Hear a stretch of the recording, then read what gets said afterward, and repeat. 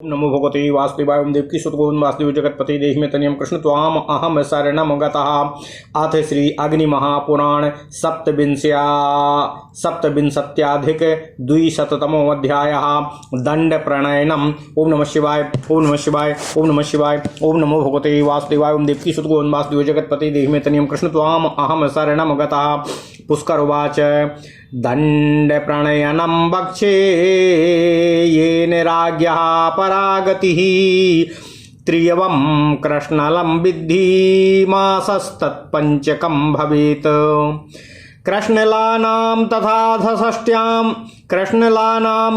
षष्ट्यां करसार्धं राम कीर्तितं सुवर्णश्च विनिर्दिष्टो राम षोडशमासकः निष्कः सुवर्णाश्चत्वारो धरणं दशभिस्तुतैः ताम्ररूप्ये सुवर्णानां मानमेतत् प्रकीर्तितम्।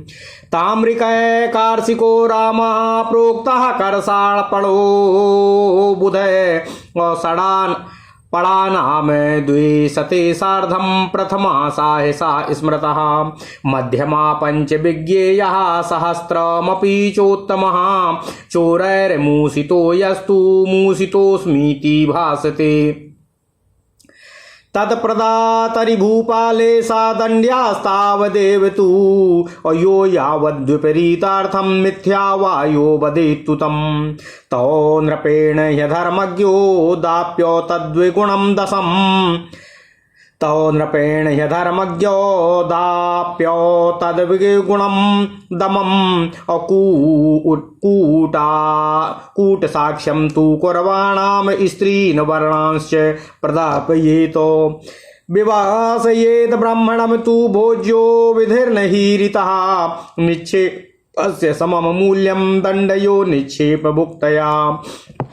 वस्त्रादिकस्य धर्मज्ञ तथा धर्मो नाहीयते यो निक्षेपं घातयति यश्चा निक्षिप्य च याचते। ओम नमः शिवाय। ओम नमः शिवाय। ओम नमः शिवाय। ताबुभौ चोर बच्छास्यो दंडयो वादुगुणं दमम् अज्ञानाद्यपमान कुर्यान् परद्रव्यस्य विक्रयं निर्दोषो ज्ञानपूर्वं तु चौरवद्दण्डमर्हति मूल्यमादाय यः शिल्पं नादण्डादस्य एव च प्रतिश्रुत्या प्रदातारं सुवर्णं दण्डयेन्द्रपः वृत्तिं गृह्य नाकुर्वाद्य कर्माष्टौ कृष्णलादमः अकाले तु त्यजन् भृत्यं दण्डया स्यात्यावदेयतु कृत्वा विक्रीय वा किञ्चिद्दस्ये हानुशयो भवेत्। सोऽन्तर्दशाः तस्त्वामिः दद्याच्चैवादधीत च परेण तु दशाहस्य नादद्यात् नैव दापयेतो आददद्धि ददच्चैव राज्ञा दण्ड्यै शतानि षट् वरदोषान् विख्याप्य यः कन्यां वारयेद्हो दत्ताप्य दत्ता सा तस्या राज्ञा दण्ड्यः शतद्वयं प्रदाय कन्यां योऽन्यस्मै पुनस्तां संप्रयच्छति। दण्डः कार्यो नरेन्द्रेण तस्याप्युत्तम साहसः सत्यं कारेण वाचा च युक्तं पुण्यं संशयं लुब्धोऽन्यत्र च विक्रेता षट्शतं दण्डमर्हति दद्याद्धेनुं नायः पालो गृहीत्वा भक्तवेतनं सा तु दण्ड्या शतं राज्ञा सुवर्णं वाप्य रक्षिताः धनुः शतं परिणाहो ग्रामस्य तु समन्ततः द्विगुणं त्रिगुणं वापि नगरस्य च कल्पयेत वृत्तिं तत्र प्रकुर्वीतं यामुष्ट्रो नवलोकयेतो तत्रापरिव्रते धान्ये हिंसिते नैव दण्डनं गृहं तडागमारामं क्षेत्रं वा भीषया हरन्। ओम नमः शिवाय। ओम नमः शिवाय। ओम नमः शिवाय। ओम नमो भगवते वासुदेवाय। ओम देवकी सुत गोविंद वासुदेव जगतपते देहि में तनियम कृष्ण त्वाम अहम शरणं गतः। शतानि पंचदड्यः स्याद् ज्ञानाद्वसितो दमः मर्यादा भेद का सर्वे दण्ड्याः प्रथम साहसम् समं ब्रह्मणमानस्य क्षत्रियो दण्डमर्हति वैश्यस्य विशतं रामाशूद्रस्य बन्धमर्हति 50 ब्राह्मणो दम्या क्षत्रियास्याभिशंसने वैश्ये वाप्यार्ध 50 शूद्रे 12 को दमः क्षत्रियस्याप्यूनाद्वैश्यः साहसं पूर्वमेव तु शूद्रः क्षत्रियमाकृष्य जिह्वाच्छेदानमाप्नुयात् धर्मोपदेशं विप्राणां शूद्रः कुर्वच्च दण्डभाक् श्रुतदेशादिवितथि दाप्यो द्विगुणसाहसम् उत्तमः साहस्तस्य यः पापैरुत्तमाञ्छिपेत अप्रमादाद्यैर्मया प्रोक्तं प्रीत्या दण्डार्धमर्हति मातरं पितरं ज्येष्ठं भ्रातरं स्वासुरं गुरुं आक्षारयान् सतं दण्ड्यः पन्थानं चाददद्गुरुः अन्त्यजातिर्द्विजाति तु येनाङ्गेनापराध्युनात् अन्त्यजाति द्विजातिमितु येनाङ्गेनापराध्युनात् तदेवच्छेदये तस्य क्षिप्रमेवा विचारयन् अवनिष्ठीवतो दर्पाद्वाभ्रूष्टौ छेदये नृपः अपमूत्र यतो मेढमपशब्दयतो गुदम्। ओम नमः शिवाय। उत्कृष्टासन संस्थस्य नीचस्याधो निकृन्तनम् यो यदंगम चारुजयेदत्तंगम तस्य कर्तयेत अर्धपादो कराकार्या गोगजाष्ट्रोष्ट्र घातकाः वृक्षम तु विफलं कृत्वा सुवर्णम दण्डमर्हति द्विगुणं दापये छिन्ने पाथी नीम्नि जलाशये द्रव्याणि यो हरेद्यस्य ज्ञानतो वा। ओम नमः शिवाय। सह तस्योत्पाद्य तुष्टि तु राज्ञे दत्तात्तमोदनम् दमं यस्तु रज्जुं घटं कूपाधरे छिद्याच्च ताम प्रपाम सादण्डं प्राप्नुयानमासं दण्ड्यः स्वात् प्रणीताडने धान्यं दशभ्यः कुम्भेभ्यो हरतोभ्याधिकं वधः। ओम नमः शिवाय। शेषेप्येकादशगुणं तस्य दण्डं प्रकल्पयेत सुवर्णरजतादीनां नृस्त्रीणां हरणे वधः येन येन यथाङ्गेन स्तेनो नृषु विचेष्टते तत्तदेव हरेदस्य प्रत्यादेशाय पार्थिवः। ब्राह्मणः शाकधान्यादि ह्यल्पं गृह्णन् दोषभाक् गोदेवार्थं हरंश्चापि हन्यादुष्टं वधूद्यतम् गृहक्षेत्रापहर्तारं तथा पत्न्याभिगामिनम् अग्निदं गरदं हन्त्या तथा चाम्युद्य तायुधम् राजा गवाभिचारेभ्यो हन्याच्चैवाततायिनः परस्त्रियं नाभासेत प्रतिषिद्धो विषेन्हि अदण्ड्या स्त्री भवेद्राज्ञा वरयन्ती पतिं स्वयं उत्तमां सेवमानं स्त्रीजधन्यो वधमर्हति भरतारं लङ्घयेद्यातां स्वभिः सङ्घातयेत् श्रियं सवर्णदूषितां कुर्यात् पिण्डमात्रोपजीविनीं ज्यायसा दूषिता नारी मुण्डनं समवाप्नुयात् वैश्यागमे तु विप्रस्य क्षत्रियस्यात्मजागमे क्षत्रियः प्रथमं वैश्यो दण्ड्यः शूद्रागमो भवेत् गृहीत्वा वेतनं वेश्या लोभादन्यत्र गच्छति।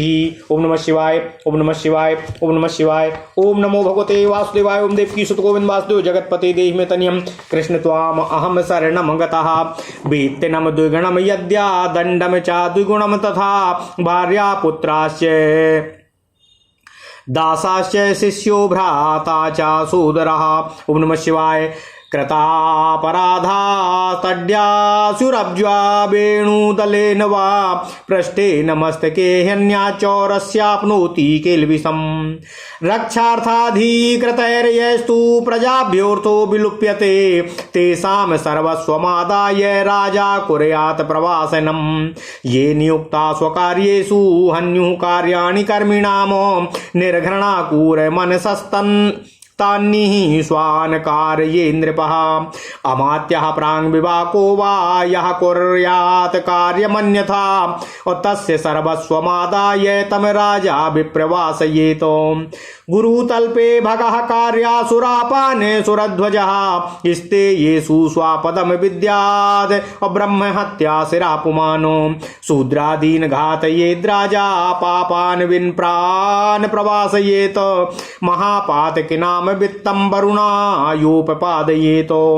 ग्रामेष्वपि चाये केचित् चौराणां भक्तदायकाः भण्डारकोशदाश्चैव सर्वास्तानपि घातयेत राष्ट्रेषु राष्ट्राधिकृतान् सामन्तान् पापिनो हरेत असन्धिं कृत्वा तु ये चौर्यं रात्रौ कुर्वन्ति तस्करः तेषां छित्त्वा नृपो हस्तो तीक्ष्णे शूले निवेशयेत तडाग देवतागारो भेदकान्धात् गिये नृपः ओम नमः शिवाय सुमृत्सृजेन्द्राजमार्गे यस्त्वमेधध्वमनादपि साही कारसापणं दण्ड्यास्तममेध्यं च शोधयेत प्रतिमासं क्रमभिदो दद्यु पञ्चशतानि ते समयश्च विषमं यो वा चरते मूल्यतोऽपि वा समाप्यूया नरम पूर्वम और दमम मध्यममेव वा द्रव्यमादाय वणिजा मनर्घेणा वरुन्धतामो राजा पृथक पृथक कुर्या दण्डमुत्त मसाहमं राजा पृथक पृथक कुर्या दण्डमुत्त ससाहमं द्रव्याणां दूषको यश्च प्रतिच्छन्द कविक्रयीः मध्यमं प्राप्नुयात् दण्डं कूटकर्ता तथोत्तमं कलहापकृतं दण्डश्च द्विगुणस्ततः अभक्ष्य भक्षे विप्रो वा शूद्रे वा कृष्णलो दमः तुलाशासनकर्ता च कृष्णा सकस्य चाह एभिश्च व्यवहर्ताया सादीप्योदममुत्तमम् अभिषाग्निदां पति गुरु विप्र प्रत्यपमापिणीम विकर्ण करनासौष्ठीं कृत्वा गोभी प्रवासयेत क्षेत्र भीष्म ग्राम वन अविदारकास्तथा नराः राजपत्न्याभिगामी च दग्धव्यास्तु कटाग्निना ऊनं वाप्याधिकं वापि लिखेद्यो राजशासनात् परजायिक चौरौ च मुञ्चतो दण्ड उत्तमाः राजयानासनारूढुर्दण्डम् उत्तम साहसा यो मान्येताजितोऽस्मीति न्यायेनापि पराजिता तमायान्तं पुनर्जित्वा दण्डये द्विगुणमदमम् आह्वानकारी बध्या स्याद् नाहूत मथाह्वयं दण्डिकस्य च यो हस्ताभिमुक्तः पलायते। ओम नमः शिवाय ओम नमः शिवाय ओम नमः शिवाय ओम नमो भगवते वासुदेवाय ओम देवकी सुत गोविंद वासुदेव जगतपते देहि मे तनियं कृष्ण त्वाम अहं शरणं गतां हीनः पुरुषकारेण तं दण्ड्यात् दण्डिको धनम्। ओम नमः शिवाय ओम नमः शिवाय ओम नमः शिवाय ओम नमो भगवते वासुदेवाय ओम देवकी सुत गोविंद वासुदेव जगतपते देहि मे तनियं कृष्ण त्वाम अहं शरणं गतः। ओम नमः शिवाय ओम नमः शिवाय। अथ श्री अग्नि महापुराण 227वां अध्याय दंड नीति विचार। ओम नमः शिवाय ओम नमः शिवाय। पुष्कर जी ने कहा, हे परशुराम जी, अब मैं आपसे दंड नीति का प्रयोग बतला रहा हूं, जिसे राजा को श्रेष्ठतम गति प्रदान होती है। 3 जौ का 1 कृष्णल समझना चाहिए। 5 कृष्णल का 1 मास होता है। 60 कृष्णल अथवा 12 मास आधे कर्ष के बराबर बताए गए हैं। 16 मास का 1 स्वर्ण माना गया है। 4 स्वर्ण का 1 निष्क और 10 निष्क का 1 धरण होता है। यह तांबे, चांदी और सोने का मान बतलाया गया है। हे परशुराम जी, तांबे का जो कर्ष होता है उसको विद्वानों ने कार्षिक और कारसापण नाम दिया है। 250 पण अर्थात पैसे प्रथम साहस दंड माना गया है।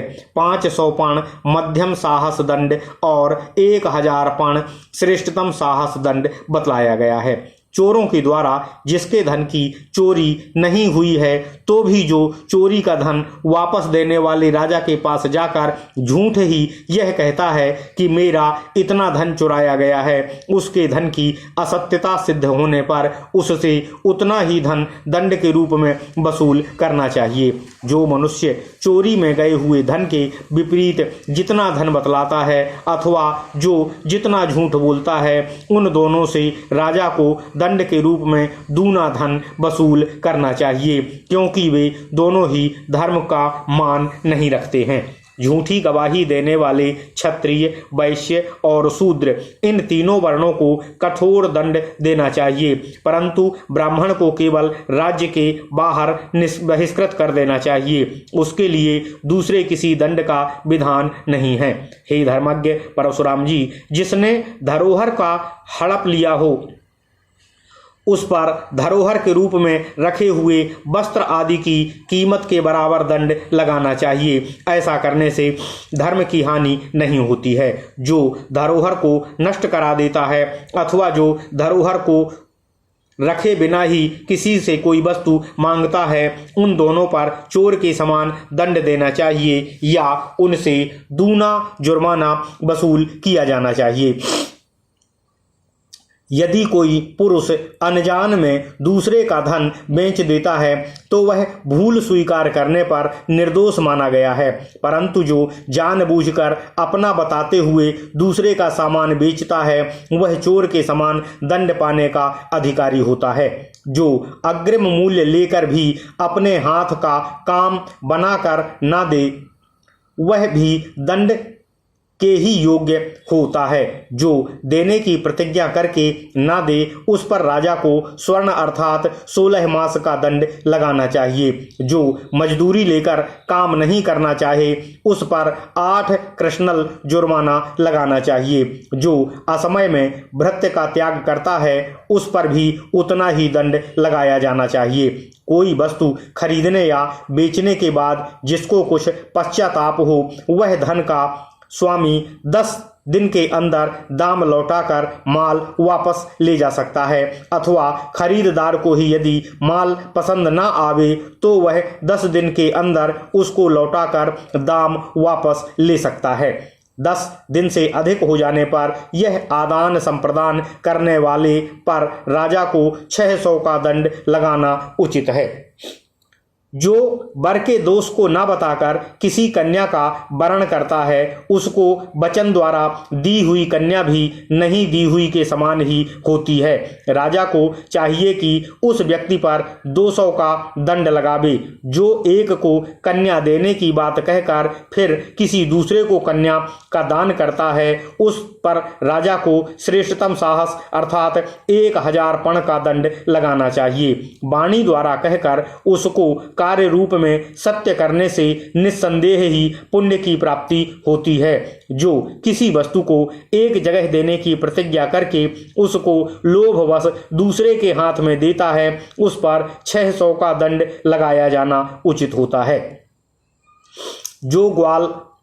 जो ग्वाला मालिक से भोजन खर्च और वेतन लेकर भी उसकी गाय उसको नहीं लौटाता अथवा अच्छी तरह उसका पालन पोषण नहीं करता उस पर राजा को 100 स्वर्ण का दंड लगाना चाहिए। गांव के चारों तरफ 100 धनुष के घेरे में तथा नगर के चारों तरफ 200 या 300 धनुष के घेरे में खेती करनी चाहिए जिसे खड़ा हुआ ऊंट ना देख सके। जो खेत चारों तरफ से घेरा ना गया हो उसकी फसल को किसी के द्वारा नुकसान पहुंचाने पर दंड नहीं दिया जा सकता है। जो भय दिखाकर दूसरों के गृह, पोखरे, बगीचे अथवा खेत को हड़पने की चेष्टा करता है उसके ऊपर राजा को 100 का दंड लगाना चाहिए। यदि उसने अनजान में ऐसा किया है तो 200 का ही दंड लगाना चाहिए। सीमा का भेदन करने वाले सभी लोगों को प्रथम श्रेणी में साहस अर्थात 250 पण का दंड देना चाहिए। हे भगवान परशुराम जी, ब्राह्मण को नीचा दिखाने वाले क्षत्रिय पर 100 का दंड लगना उचित है। इसी अपराध के लिए वैश्य को 200 का जुर्माना वसूला जाना चाहिए और शूद्र को कैद में डाल देना चाहिए। क्षत्रिय को कलंकित करने पर ब्राह्मण को 50 का दंड, वैश्य पर दोषारोपण करने से 25 का और शूद्र को कलंक लगाने पर उसको 12 का दंड देना उचित है। यदि वैश्य क्षत्रिय अपमान करना चाहे तो उस पर प्रथम साहस अर्थात 250 पण का दंड लगाना चाहिए और शूद्र यदि क्षत्रिय को गाली दे तो उसकी जीभ को सजा देनी चाहिए। ब्राह्मणों को उपदेश करने वाला शूद्र भी दंड का भागी होता है। जो अपने शास्त्र ज्ञान और देश आदि का झूठा परिचय देता है, जो अपने शास्त्र ज्ञान और देश आदि का झूठा परिचय दे उसको दूने साहस का दंड देना उचित है। जो श्रेष्ठ पुरुषों को पापाचारी कहकर उनके ऊपर झूठा आक्षेप करता हो वह श्रेष्ठतम साहस दंड पाने का अधिकारी होता है। यदि वह यह कहकर कि मेरे मुंह से प्रमादवश ऐसी बात निकल गई है अपना प्रेम प्रकट करना चाहे तो उसके लिए दंड घटाकर आधा कर दिया जाना चाहिए। माता पिता, श्रेष्ठ भ्राता, ससुर तथा गुरु पर आक्षेप करने वाला और गुरुजनों को रास्ता न देने वाला पुरुष भी 100 पर का दंड पाने योग्य होता है। जो मनुष्य अपने जिस अंग से दूसरे ऊंचे लोगों का अपराध किया हो उसके उसी अंग को बिना विचारे ही काट देना चाहिए। जो घमंड में आकर किसी उच्च पुरुष की तरफ थूके राजा को उसके ओठ काट लेना चाहिए। इसी तरह यदि वह उसकी तरफ मुंह करके पेशाब करे तो उसका लिंग और उधर पीठ करके अपशब्द कहे तो उसकी गुदा दंडनीय होती है। इतना ही नहीं, यदि वह ऊंचे आसन पर बैठा हो तो उस नीच के शरीर से निकले भाग को दंड देना उचित है। जो मनुष्य दूसरे के जिस किसी अंग को घायल करना चाहा हो उसके भी उसी अंग को कुतर डालना चाहिए और दंड देना चाहिए। गौ, हाथी, घोड़े और ऊंट को हानि पहुंचाने वाले मनुष्य के आधे हाथ और पैर काट लेना चाहिए। जो किसी पराये वृक्ष के फल तोड़े उस पर स्वर्ण का दंड लगाना उचित है। जो रास्ता, खेत की सीमा अथवा जलाशय आदि को काट कर नष्ट कर देता है उससे नुकसान का दूना दंड वसूला जाना चाहिए। जो जानबूझकर या अनजान में किसके धन का अपहरण करता है वह पहले उसके धन को लौटाकर उसको संतुष्ट करना चाहिए। तत्पश्चात राजा जो भी उसको सजा दे उसे स्वीकार करना चाहिए। जो कुएं पर से दूसरे की रस्सी और घड़ा चुरा लेता है तथा पौंसले को नष्ट कर देता है उसको 1 मास तक कैद की सजा दी जानी चाहिए। प्राणियों को मारने पर भी यही दंड देना उचित है। जो 10 घड़े से अधिक अनाज की चोरी करता है वह प्राण दंड के योग्य होता है। बाकी में भी अर्थात 10 घड़े से कम अनाज की चोरी करने पर भी जितने घड़े अन्न की चोरी करे उसके 11 गुना अधिक उस चोर को दंड लगना चाहिए। सोने, चांदी आदि द्रव्यों, पुरुषों तथा स्त्रियों का अपहरण करने पर अपराधी को वध का दंड दिया जाना चाहिए। चोर जिस जिस अंग से जिस जिस तरह मनुष्यों को प्रतिकूल चेष्टा करता है उसके उसी अंग को वैसी ही निष्ठुरता के साथ कटवा डालना चाहिए। राजा का कर्तव्य है जिससे चोरों को चेतावनी मिलती है। यदि ब्राह्मण बहुत थोड़ी मात्रा में शाक और धान्य आदि ग्रहण करता है तो वह दोष का भागी नहीं होता है। गो सेवा तथा देव पूजा के लिए कोई भी वस्तु लेने वाला ब्राह्मण दंड के योग्य नहीं होता है। जो दुष्ट पुरुष बिना किसी का प्राण लेने के लिए उद्यत हो उसका वध कर डालना ही उचित होता है। दूसरों के गृह और क्षेत्र का अपहरण करने वाले, पर स्त्री के साथ व्यभिचार करने वाले, दूसरों के घरों पर आग लगाने वाले, दूसरों को जहर देने वाले तथा हथियार उठाकर मारने को उद्यत हुए पुरुष को प्राण दंड देना ही उचित होता है।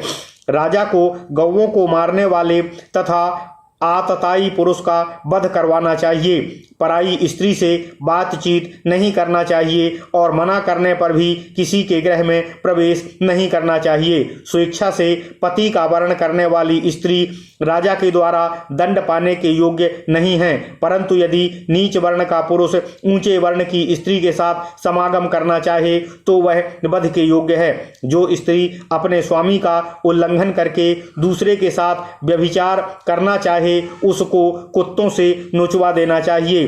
जो सजातीय परपुरुष से संपर्क से दूषित हो चुकी हो उसको संपत्ति के अधिकार से वंचित करके शरीर निर्वाह मात्र के लिए अन्न देना चाहिए। पति के ज्येष्ठ भ्राता से व्यभिचार करके दूषित हुई नारी के मस्तक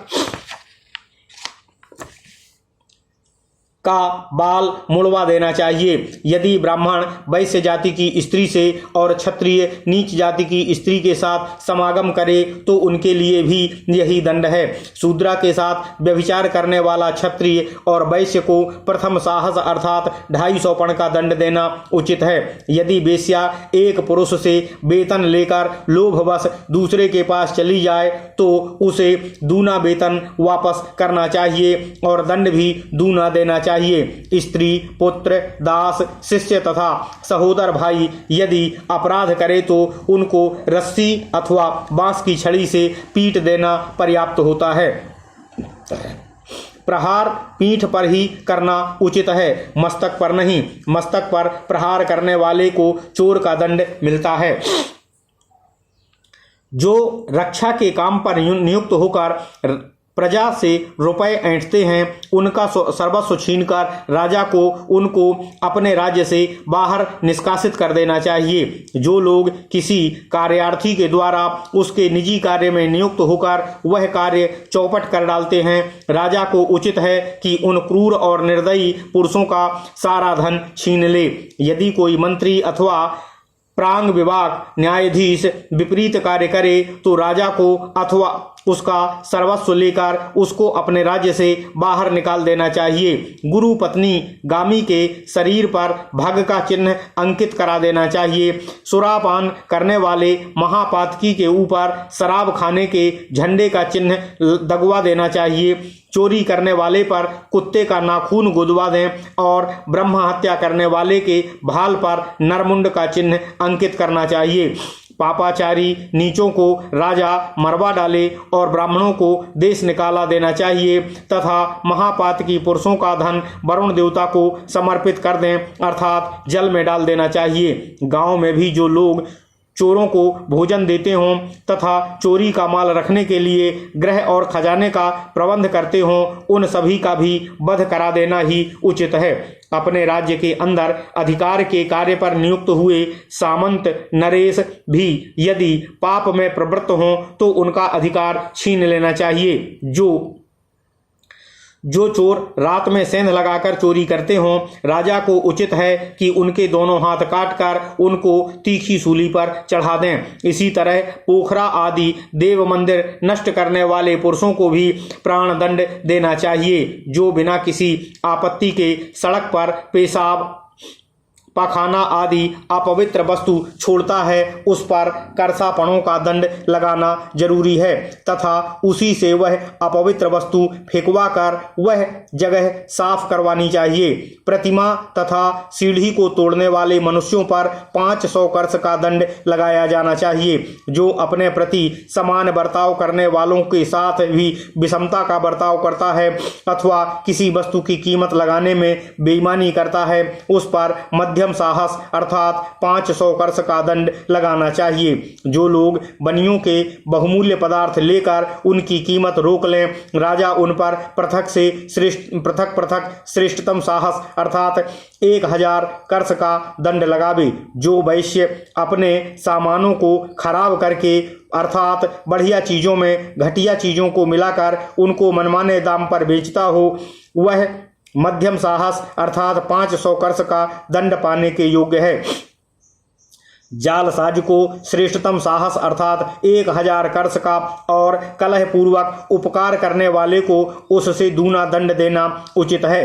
अधुनाक्ष भक्षण करने वाले ब्राह्मण अथवा शूद्र पर कृष्णल का दंड लगाना चाहिए। जो तराजू पर शासन करता है अर्थात दंडी मारकर कम तौल देता है, जालसाजी करता है तथा ग्राहकों को हानि पहुंचाता है, उन सभी को और जो इनके साथ व्यवहार करता है उनको भी श्रेष्ठतम साहस का दंड दिया जाना चाहिए। जो स्त्री जहर देने वाली, आग लगाने वाली तथा पति, गुरु, ब्राह्मण और संतान की हत्या करने वाली हो, उसके हाथ, कान, नाक और ओंठ कटवाकर बैल की पीठ पर चढ़ाकर उसको राज्य से बाहर निकाल देना चाहिए। खेत, गृह, गांव और जंगल नष्ट करने वाली तथा राजा की पत्नी से समागम करने वाले मनुष्य घास फूस की आग में जला देना चाहिए। जो राजा की आज्ञा का घटा बढ़ाकर लिखता है तथा पर स्त्रीगामी पुरुषों और चोरों को बिना दंड दिए ही छोड़ देता है, वह श्रेष्ठतम साहस के दंड का अधिकारी होता है।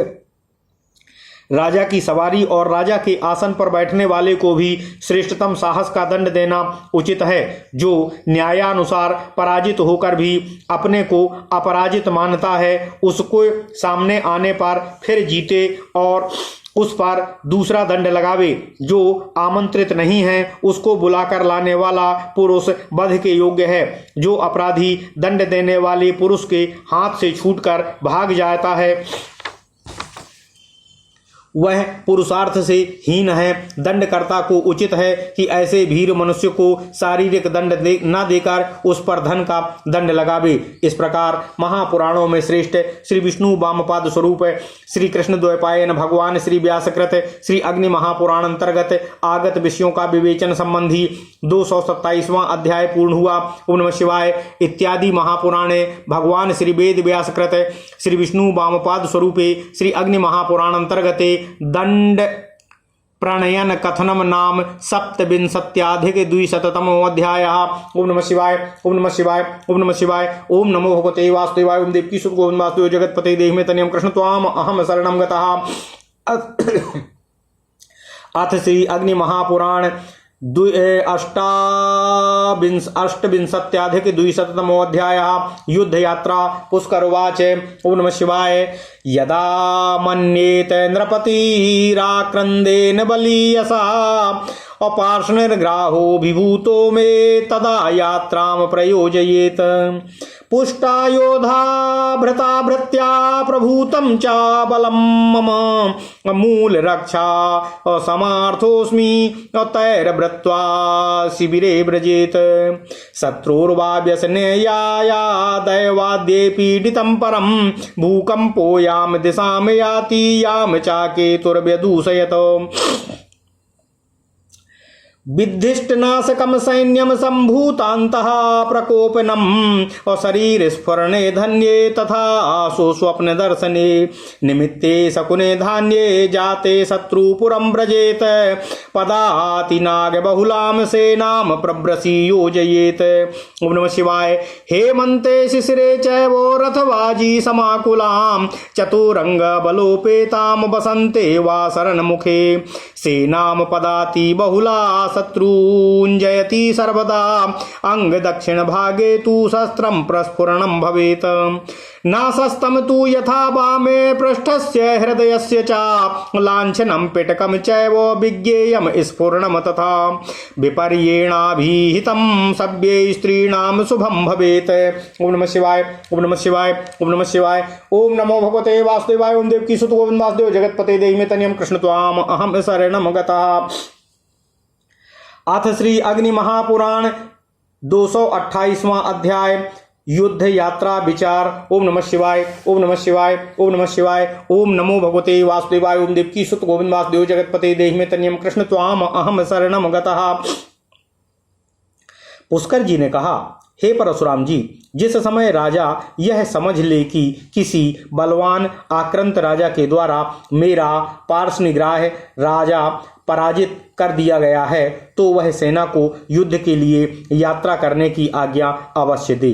पहले इस बात को समझ ले कि मेरे सैनिक हृष्टपुष्ट और साहसी हैं या नहीं। भृत्यों का भली भांति भरण पोषण हुआ है, मेरे पास अधिक सेना मौजूद है तथा मैं मूल की रक्षा करने में पूर्ण सक्षम हूँ। इसके बाद वह सैनिकों को से घिरकर शिविर में जाए। जिस समय शत्रु पर कोई संकट पड़ा हो, दैवी और मानुषी आदि बाधाओं में उसका नगर पीड़ित हो, तत्पश्चात युद्ध के लिए यात्रा करनी चाहिए। जिस दिशा में भूकंप आया हो, जिसे केतु ने अपने प्रभाव से दूषित किया हो, उसी तरफ आक्रमण करना चाहिए। जिस समय सेना में शत्रु को नष्ट करने का उत्साह हो, योद्धाओं के मन में विपक्षियों के प्रति क्रोध का भाव प्रकट हुआ हो, शुभ सूचक अंग फड़क रहे हों, अच्छे स्वप्न दिखाई देते हों तथा श्रेष्ठतम निमित्त और शकुन हो रहे हों, तत्पश्चात शत्रु के नगर में चढ़ाई करनी चाहिए। ओम नमः शिवाय। ओम नमः शिवाय। यदि वर्षा काल में यात्रा करनी हो तो जिसमें पैदल और हाथियों की संख्या अधिक हो, ऐसी सेना को कूच करने की आज्ञा देनी चाहिए। हेमंत और शिशिर ऋतु में ऐसी सेना ले जाए जिसमें रथ और घोड़ों की संख्या अधिक हो। बसंत और शरद के आरंभ में चतुरंगिणी सेना से युद्ध के लिए नियुक्त करना चाहिए। जिसमें पैदलों की संख्या अधिक हो, वही सेना सदा शत्रुओं पर विजय प्राप्त करती है। यदि शरीर के दाहिने भाग में कोई अंग फड़क रहा हो तो श्रेष्ठतम है। बाएं अंग, पीठ तथा हृदय का फड़कना अच्छा नहीं होता। इस तरह शरीर के चिन्हों, फोड़े, फुंसियों तथा फड़कने आदि के शुभाशुभ फलों को अच्छी तरह समझ लेना चाहिए। स्त्रियों के लिए इसके विपरीत अंगों का फड़कना शुभ बतलाया गया है। उसके बाएं अंग का फड़कना ही शुभ होता है। ओम नमः शिवाय। इस प्रकार महापुराणों में श्रेष्ठ श्री विष्णु वामपाद स्वरूप श्री कृष्ण द्वैपायन भगवान श्री व्यासकृत श्री अग्नि महापुराण अंतर्गत आगत विषयों का विवेचन संबंधी 228वां अध्याय पूर्ण हुआ। इत्यादि महापुराणे भगवान श्री वेद व्यासकृत श्री विष्णु वामपाद स्वरूपे श्री अग्नि महापुराण अंतर्गत युद्ध यात्रा वर्णनम नामाष्टाविंशत्यधिक द्विशततमो अध्याय। ओम नमः शिवाय। ओम नमः शिवाय। ओम नमः शिवाय। ओम नमो भगवते वासुदेवाय। ओम देवकी सुत गोविंद वासुदेव जगतपते देहि में तनियम कृष्ण त्वाम अहम शरणम गता।